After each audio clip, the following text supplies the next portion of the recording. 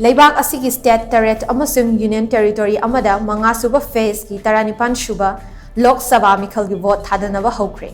Ngasi ayuk pung taretagi sit ni Fumapanda Vote Thadanaba Houkiba State Sing Adudi Bihar, Jammu and Kashmir, Jharkhand, Maharashtra, Odisha, Uttar Pradesh amasung West Bengal amadi Union Territory ama aduna Ladakh ni.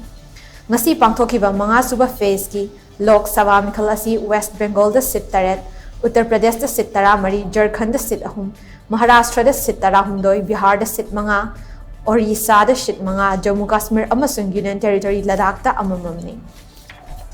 Manga Suba Phase Ki pangthokliba sit ni Fugamapan gi Lok Sabha Meekhal asida punna voter crore nipan galak.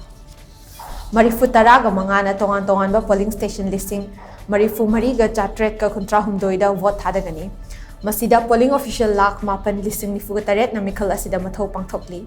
Masida flying squad listing ani, state surveillance team listing ani, ka chamaga mga video surveillance team chanipan ga Marifu Mathoy amadi video viewing team yang chaw mga ga ani na vote hada dringai manungda asida pamdawa thodol thorakpa matamda lakshin na ba koina chatlaga yengsingbagi thabak chathari. Mamangda pangthokiba phase mari gi taranipan Shuba Lok Sabha Meekhal asida voter chada 37.8 mga na masa-masagi voting right exercise tawkre. Masida miyoy million chambri ga yangkhaimang thoina vote hadaki. Ngasi pangthokliba mga Suba phase ki Lok Sabha Meekhal asida voters sing masing yamna thoraktuna makhoi yu voting right adu season na ba Election Commission of India gi maikaidagi appeal tawrakli.